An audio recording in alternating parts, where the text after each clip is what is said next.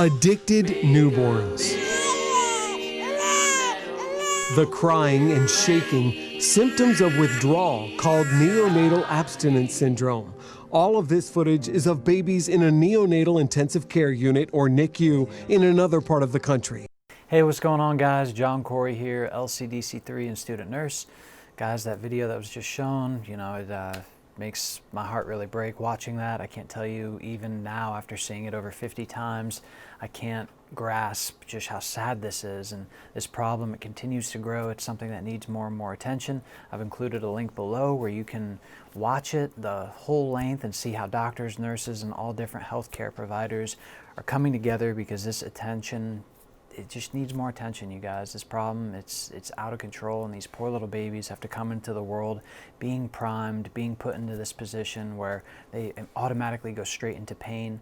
And it's really the ultimate cost of the opioid epidemic and why we need to stop it. So in this video, we're going to look at really why these babies are being born into an addiction, and what are some other things that we can do to really help these babies get out of this addiction. The first thing is, when you're born addicted, the placenta is really what divides the mother from the baby. And when you take anything, especially drugs of abuse and illicit drugs, they go straight into the baby. The baby is completely, they develop their brain, all their organs, all the things that are developing in very young youth. They are completely morphed and changed by whatever drug. And certain drugs, like heroin, they cause horrible, horrible side effects in children. Okay, so first thing we're going to look at is how drugs affect pregnancy. So, when the baby is born, they pretty much go into instant withdrawal because they're used to their mother using opiates or heroin, and then when it's taken away, they go straight into withdrawal. What we see is, you see rapid heart rate, you see very quick breathing, you see shaking, tremors, seizures, that high-pitched cry. I've worked with nurses who say it sounds like a pterodactyl crying because it's so loud and so unsettling to anyone who's hearing it. So these are the things that really need changed, you guys. Morphine intoxication on the child. As you see in the video, if you watch the whole thing through, they have to treat these babies with morphine.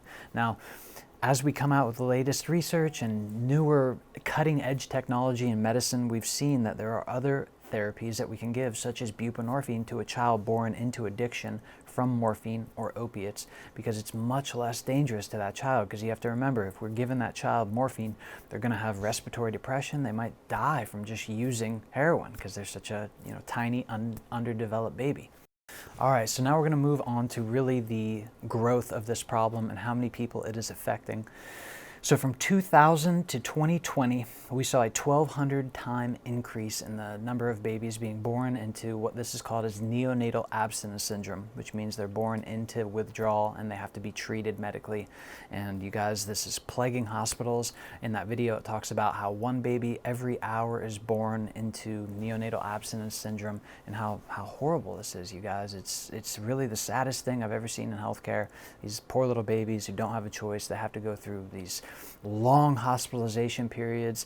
I've watched more and more videos. I've seen how mothers, they have the baby, the mother themselves is so sick and so addicted to heroin or opioids, they leave the baby, they never come back to the hospital, and then that child has to go to an orphanage and pretty much roll the dice to their whole life. So this problem, it continues to grow. And you guys, just to hit on some other points, as we see fentanyl grow and take off year after year after year, you guys, fentanyl is even more toxic to babies. Fentanyl, it causes even greater respiratory depression, even greater likelihood that child is going to suffer horrible, horrible brain defects, organ defects, and all kinds of things that are plaguing our society currently.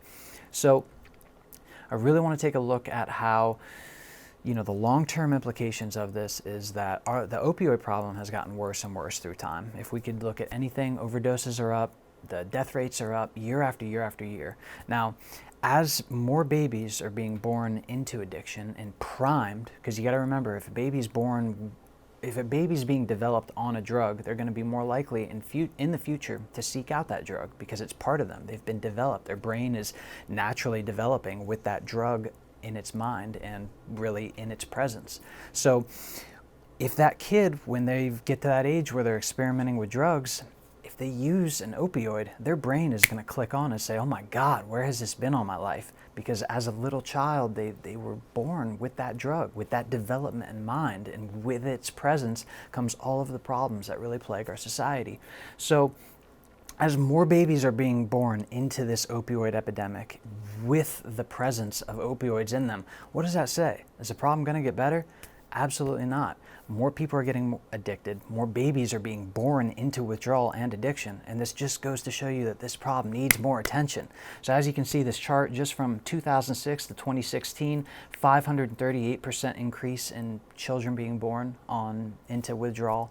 And you guys, this is why we have to open our hearts and our minds to all of the new things that we know can get rid of this problem and attack it, because these children, these people who are suffering, they don't need to suffer like this. There's things that we can do to plug them into the right location where they can get the help that they need.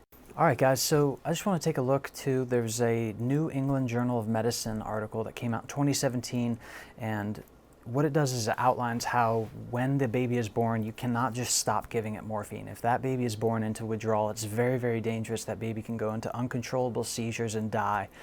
So what they do is they have to pretty much taper the baby off morphine. Now, what they're doing in England and really all over Europe is they use buprenorphine instead of morphine. And what they're finding is that buprenorphine is, you've got less days of hospitalization, much less withdrawal symptoms. You don't have to worry about that respiratory depression because of how buprenorphine is being used and its effect on the brain.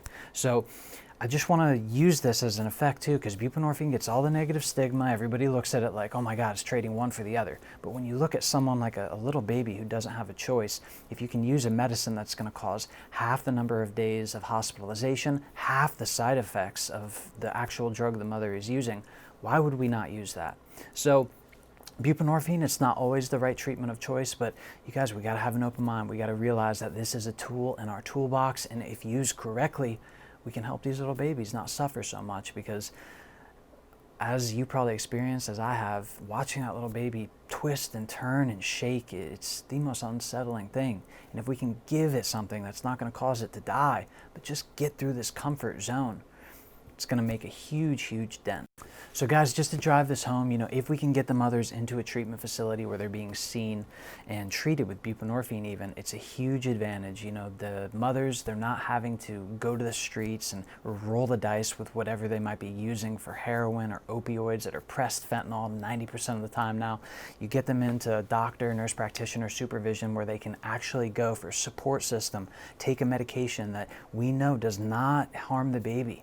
You know, the studies are coming out more and more and more on how buprenorphine is the drug of choice for opioid addiction. And mothers that we've seen, me and the other counselors and doctors and nurses, we've all coordinated with OBGYNs who really coordinate the care. And what we see is that baby is not born into withdrawal. They're born and they can almost go, they're still monitored, but they can almost go home immediately because they don't have to go through this tapering off of the powerful opioid like morphine.